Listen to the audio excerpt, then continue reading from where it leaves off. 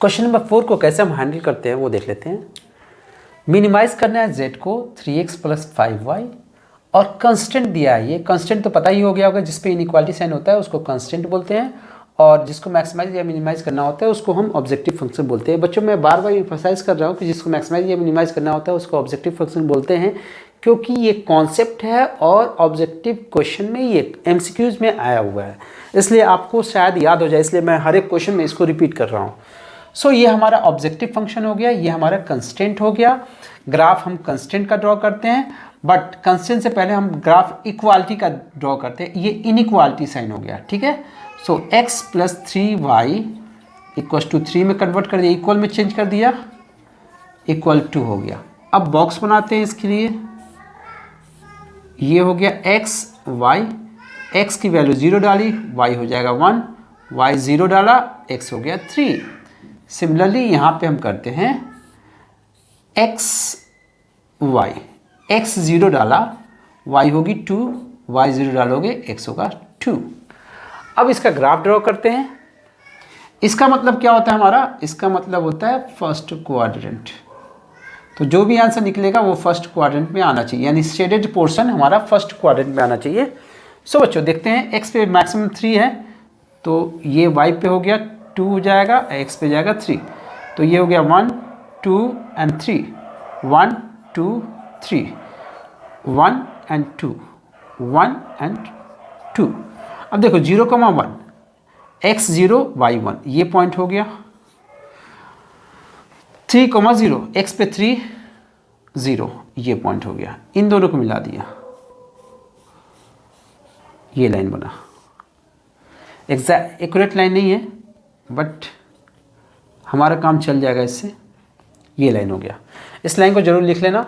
जब भी बच्चों एक बात और, जब भी इक्वल साइन होता है, इनइक्वालिटी में इक्वल साइन होता है, तो हम डार्क लाइन बनाते हैं। ये पूरी डार्क है ना, देख रहे हो ना, पूरी डार्क लाइन है। अब देखो बच्चों, इसके लिए हम सेट भी कर लेते हैं, पुट करते हैं क्या 0 0। देखो क्या होता है, इस इनइक्वालिटी की वैल्यू या तो इस साइड में होगी या लाइन के इस साइड में होगी, या तो अपर हाफ में या फिर लोअर हाफ में। तो हमें उसके लिए चेक करना पड़ता है कि अपर में है कि लोअर में है। तो उसके लिए हम एक पॉइंट लेते हैं किसी एक पार्ट में, चाहे आप इधर के चाहो तो ले सकते हो, चाहे इधर के ले लो, लेकिन कन्वीनियंट के लिए हम 0 0 लेते हैं। ये बहुत ईजी पड़ता है, आप इधर की वैल्यू ले सकते हो, उससे भी चेक कर सकते हो, उससे भी सही आएगा, ठीक है। सो पुट करते हैं हम 0 0, put 0,0 in this equation, x + 3y > 3। तो 0 0 डाला, 0 + 0 > 3 is a true, 0 is greater 3, ये होता है फॉल्स। तो जब इस साइड के लिए फॉल्स आया तो हमारा ट्रू वाला रीजन इस साइड में होगा, ऊपर होगा ना, क्योंकि दो ही तो पार्ट होंगे, एक लाइन का ट्रू पार्ट होगा, एक फॉल्स होगा। अगर एक फॉल्स है तो दूसरा ट्रू होगा। अगर इस साइड में फॉल्स आ रहा है तो ये साइड क्या होगा, हमारा ट्रू होगा। अब देखो दूसरे के लिए बनाते हैं, इस वाले के लिए, तो हमें हमेशा सेट करना है ट्रू वाले साइड में। अब इसके लिए देखो 0,2 यहाँ पे आया, ये पॉइंट है, 2,0 ये पॉइंट है। अब इन दोनों को मिला देते हैं हम लोग, ये लाइन बनी, थोड़ा इसको ऊपर कर दिया हमने, और इसकी इक्वेशन लिख दी, x + y = 2, ये लाइन की ग्राफ है, ठीक है। अब इसके लिए भी सेट करते हैं, तो क्या करेंगे, पुट करेंगे हम 0 0, पुट 0 0 इन x + y > 2।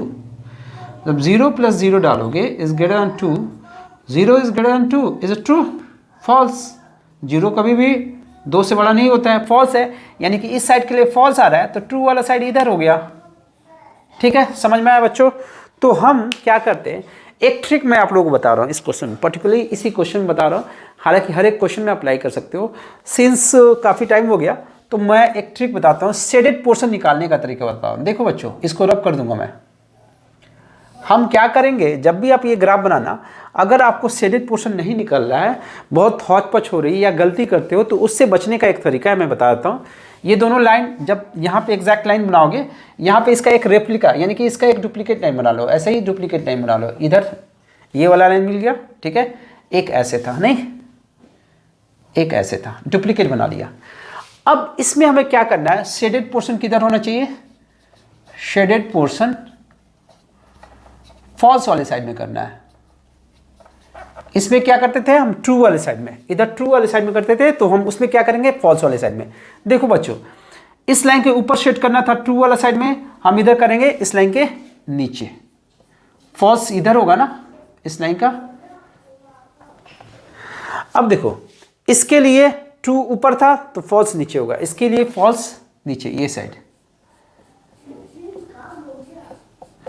इसमें जो व्हाइट दिख रहा है इन फर्स्ट क्वाड्रेंट, जो व्हाइट वाला पोर्शन है, जो व्हाइट वाला पोर्शन है इन फर्स्ट क्वाड्रेंट, क्योंकि इसका मतलब फर्स्ट क्वाड्रेंट, तो फर्स्ट क्वाड्रेंट में ये बन रहा है व्हाइट वाला पोर्शन। देखो यहां से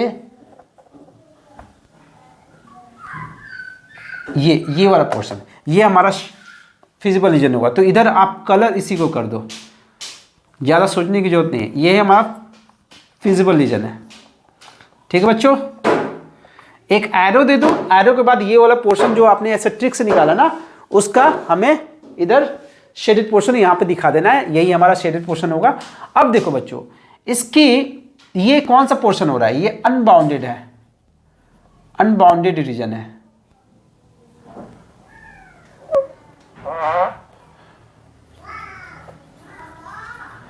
तो अनबाउंडेड है, तो यहां अनबाउंडेड में कहां पे मिलता है maximum minimum value, corner point पे। बट हमें इसमें एक स्टेप आगे जाके चेक करना पड़ता है, क्या वो वाकई में मैक्सिमम है, क्या यह वाकई में मिनिमम है। तो अब देखते हैं, पहले हम कॉर्नर पॉइंट निकाल लेते हैं। सो इस वाले पोर्शन को मैं नहीं मिटा रहा हूं,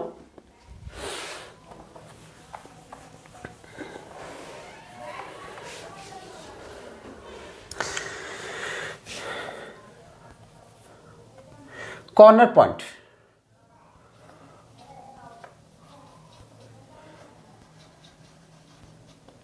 यहां पे लिखेंगे z, z क्या था हमारा 3x + 5y। कॉर्नर पॉइंट क्या क्या आ रहा है वो देखो, ये आया 0,2,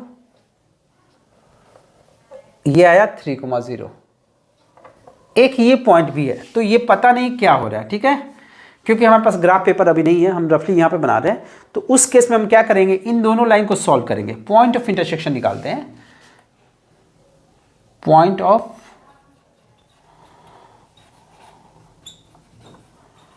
इंटरसेक्शन। दोनों लाइन को सॉल्व कर देते हैं। x + 3y = 3 and x + y = 2। दोनों को माइनस कर देने पे ना एलिमिनेट हो जाएगा x। तो 2y = हो जाएगा 1, y की वैल्यू हो जाएगी 1/2।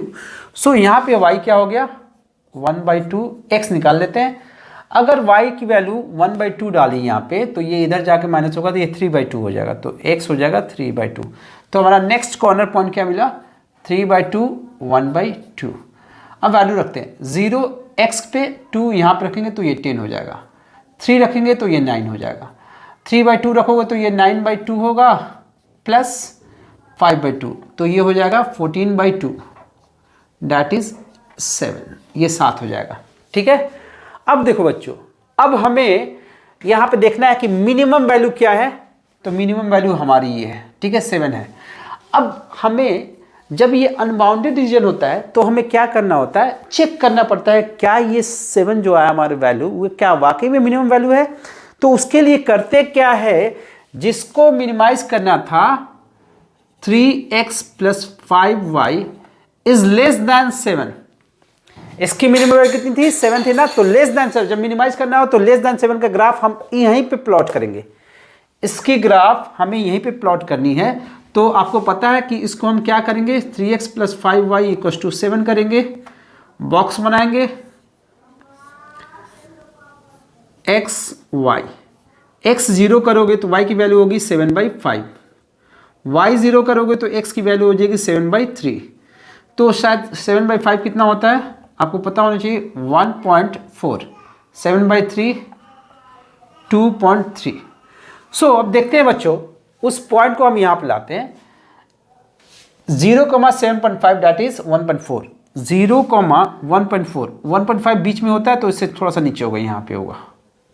ठीक है बच्चों, और 7/3 7/3,0 कहाँ पे होगा, यानी 2.3 यहाँ पे होगी। ठीक है, ये देखो अब उसका ग्राफ जो होता है ना, इसका ग्राफ जो बनता है ब्रोकन लाइन, क्योंकि इनइक्वालिटी साइन में इक्वल साइन नहीं है यहाँ पे, इसका ग्राफ ब्रोकन लाइन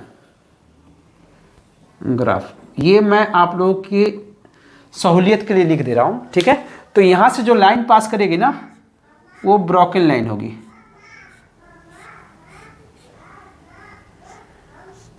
ठीक है बच्चों।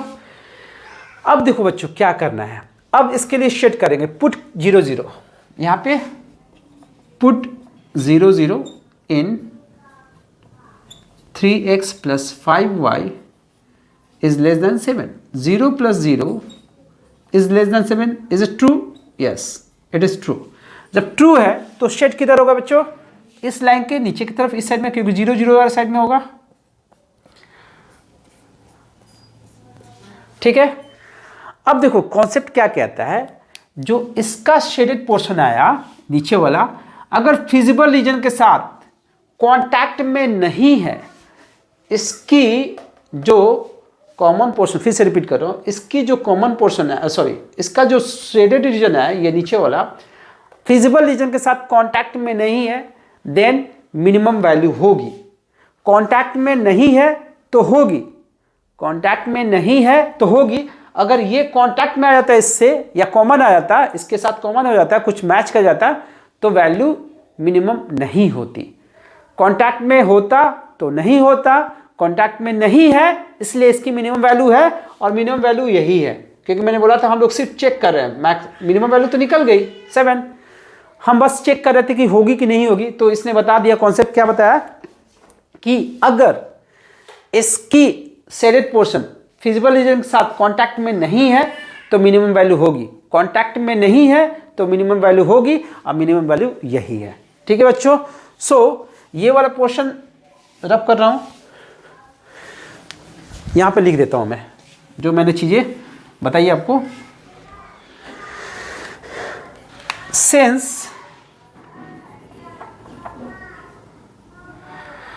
shaded region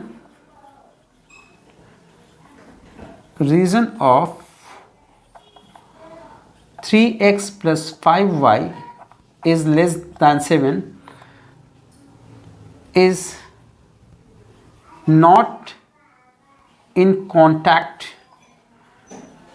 with feasible region,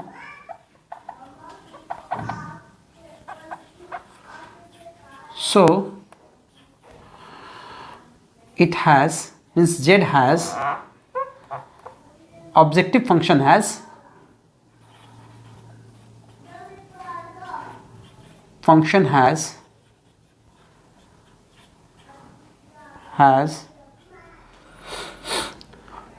minimum value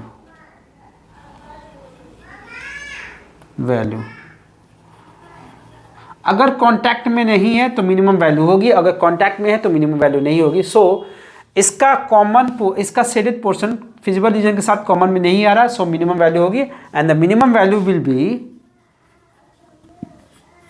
मिन वैल्यू क्या होगा? 7 होगा। एट कौन से पॉइंट पे आया था 7? 3/2, 1/2।